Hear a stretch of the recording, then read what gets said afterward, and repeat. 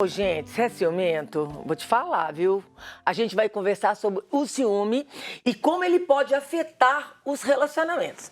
Para conversar sobre esse assunto, tá comigo aqui a psicóloga Érica Brito. Bom dia, querida. Bem-vinda de volta à Manhã da Piedade. Bom dia, Moninha. É uma alegria estar aqui com vocês todos. A alegria é minha, né, gente? A gente falar que são tantos assuntos que a gente precisa abordar. Mas o ciúme, verdade. né, Érica? Hoje de manhã estava vendo mais um caso de feminicídio, marido que mata a mulher com facada. Não é classe média alta e a gente vê em todas as classes isso, né? Eu te pergunto então, vamos começar bem da base. O que é o ciúme? Tá. Bom, Moninha, primeiro, né, ciúme está relacionado com sensações emocionais, com sensações que se tem a partir de pensamentos, ideias que desembocam, né, afloram em sentimentos como tristeza, angústia, ansiedade, mas especialmente o medo, né, como se fosse de fato o medo de uma ameaça, né, de perder alguém que se ama. Ô, Érica, esse sentimento, isso aí, tudo que você falou, isso é uma coisa normal, esperado no ser humano? Tá. Assim como todos os outros sentimentos e emoções, é esperado. Sim, é esperado. Mas também como, por exemplo, a própria ansiedade, né, que a gente entende aí como um sentimento, mas que vem aí com uma série de outras com possibilidades assim de efeitos no organismo, né? Ciúme também ela é comum ao ser humano, mas o excesso, as distorções levam a um prejuízo grande, sabe? Esse ciúme é também uma insegurança da pessoa? Sim, Moninha, relacionado com insegurança também, tá? Tem uma diferenciação entre o que a gente pode pensar assim, o que é uma emoção, o que é um sentimento, tá? Vamos pensar que os ciúmes a gente categoriza muito mais como um tipo de emoção. Por quê? Porque envolve uma série de sentimentos. E o sentimento, na verdade, é uma forma mais da gente pensar aquele tipo de emoção e traduzir em palavras, tá? Então, ciúme envolve insegurança, envolve uma série de processos internos, inclusive vai variar de acordo com o tipo de pessoa. Entendi. A gente pode considerar que existem vários graus de ciúme? Sim, sim. Essa pergunta ela é boa, né? Porque a gente vai entender que muitas pessoas acham que o ciúme pode ser tipo o tempero do amor. Você pensou nisso também, né? Eu pensei porque às vezes as pessoas falam assim, ele não gosta de mim, ele não tem ciúme de mim, porque ele não gosta. A gente tem que começar a entender, assim, eu preciso sair desse senso comum, tá? Ok, eu posso até ter essa ideia de que ciúme é esse tempero do amor, mas hoje em dia a gente tem que levar muito mais com cautela, no sentido dos excessos, né? No sentido de que aquilo que é excessivo, aquilo que esse sentimento todo em relação a alguém que pode se tornar um controle, que pode se tornar aí uma possessão, mas que também não tem relação com uma manifestação de amor. Ou seja, se não tem ciúmes, não significa que não gosta de mim. Não é por aí. Não é exatamente assim. Bom, sentir ou não ciúmes depende da situação? Isso pode acontecer com uma mesma pessoa e dependendo de situação? Exatamente, Moninha. Muitas vezes o ciúme está relacionado com uma segurança, está relacionado também com a autoestima da pessoa, mas a gente passa por momentos na vida que são diferenciados, né? Então, tem certas contingências que a gente se sente mais inseguro, tem certos processos ambientais, tem certas situações emocionais e psíquicas que acabam levando a gente a passar por processos de ciúme e, às vezes, uma vida inteira sem a pessoa ter tido essa sensação de ciúme. Então, isso é possível, sim. Entendi. Eu imagino, porque num relacionamento que uma dos dois é muito ciumento, um relacionamento é meio conturbado. A outra parte precisa pisar em ovos, não sei se eu estou agradando, se eu não estou agradando, se está sentindo ciúme, se não está sentindo ciúme. Como que o ciúme interfere nas relações? Bom, primeiro é importante, né? Você até fez essa pergunta aí desses graus, né, Exatamente. diferenciados, né? vamos pensar que refletir o ciúme em graus diferenciados é importante. Então, até tem, né, algumas categorizações, né, que falam que o ciúme pode ir desde o normal, exagerado, obsessivo e até patológico, né? Então, o que entende-se aí como um ciúme normal? Normal é aquele onde há uma ameaça, entre aspas, assim, né? Mais ou menos verdadeira. De fato, há alguma situação ali onde o cônjuge, por exemplo, pode ter sofrido uma alteração de contingência. Vamos pensar assim, tem alguma situação daquela relação um pouco diferente. Então, tem uma lógica ali desse sentimento. Mas, como essa pessoa, né, que diante de um ciúme considerado normal, ela vai agir? Ela vai raciocinar, ela vai pensar a lógica em cima daquilo que ela está desconfiando. E, se necessário, ela vai conversar com esse cônjuge, né, com essa pessoa. Esse parceiro. Tá? Mas e aí tem os outros graus, Moninha, que a gente começa a ficar um pouco preocupado, sabe? Verdade. O jornal hoje também falava daquele menino que tatuou o nome dele no rosto da menina. Então, assim, a gente tem visto as pessoas estão perdendo a mão. O povo tá ficando meio doido. Eu te pergunto como identificar se eu tô entrando para esse esquema do povo meio doido. Como identificar se eu tô tendo ciúmes em excesso. Ou se tá sendo uma coisa, sim, de boa, né? Uma insegurançazinha. Às vezes eu tô carente, não tô num dia muito bom. Pois é.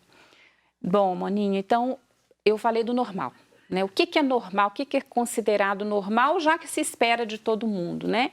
Mas vamos começar a subir esse nível, esse termômetro aí, né? Um ciúme exagerado, ele começa a causar um certo desconforto, já não tem mais um motivador muito lógico em relação àquele sentimento, tá? Pode ser que a pessoa comece a ficar um pouco alterada em relação a esse estado, em relação a outra pessoa. Vamos pensar assim, começa a fantasiar situações. Se eu tenho uma ampliação disso, eu começo a pensar nessa obsessão. O que é obsessão? O que é um pensamento obsessivo? Quando há uma repetição, um aumento de frequência, pensando se, olha, será que essa pessoa está com alguém? Será que o que essa outra pessoa está fazendo, né? De fato, a pessoa diz que foi fazer uma coisa, mas será que ela foi mesmo? Será que ela está mesmo trabalhando? E aquele pensamento fica indo e vindo, indo e vindo. A gente chama isso de perseveração de pensamento, sabe? Essa perseveração de pensamento, essa intensidade, isso começa a afetar sintomas. E aí a gente vai pensar no último grau, que realmente é a patologia. E é a como doença tratar, mental. né? Essa doença mental, essa patologia, essa coisa louca. Como tratar isso para não deixar chegar no ponto que a gente vai ter que botar na cadeia o homem ou a mulher. Infelizmente, né? E às vezes até com a perda da vida de alguém. Verdade. Né? Bom, aos primeiros sinais a gente já tem que pensar. Né? E o que é esse primeiro sinal, ou os primeiros sinais, é numa relação aquilo que se percebe como fora de um padrão, né? Ou seja, o outro começa a testar demais, o outro começa a olhar demais redes sociais, o outro começa a cercar o que se está fazendo, né? E como tratar isso, né? Moninha, desde o mais simples, que é a pessoa tomar a consciência, né? A gente até fala que é um processo meio que de autoterapia, de você se observar e falar, opa, pera lá, tem um nível a mais aí do que eu estou sentindo. E a gente pensar em outros processos, como, por exemplo, uma terapia de casal, né? Eu atendo muitos casais e casais, assim, que trazem um ou outro, traz a questão do ciúme, sabe? Além da terapia de casal, em algum ponto, quando a gente tem esse ciúme patológico já, assim, do obsessivo para o patológico, a gente já também nem pensa mais em terapia de casal. A gente pensa numa terapia individual. Individual para tratar. Se necessário, com um trabalho multidisciplinar, com a psiquiatria, inclusive com utilização de medicamentos. Se necessário, claro. Os medicamentos estão aí para nos ajudar. Érica, as redes sociais, esse tempo do advento da internet, rede social e todo mundo reencontrando os ex, os antigos e o sexo na internet, essa confusão toda, isso piorou os ciúmes? Moninha, Com certeza, com certeza. Isso é certo, porque, na verdade, ampliou-se a oportunidade das relações sociais, né? Mas se a pessoa já tinha consigo, então vamos pensar num parceiro, né? Que vê a outra pessoa na rede social.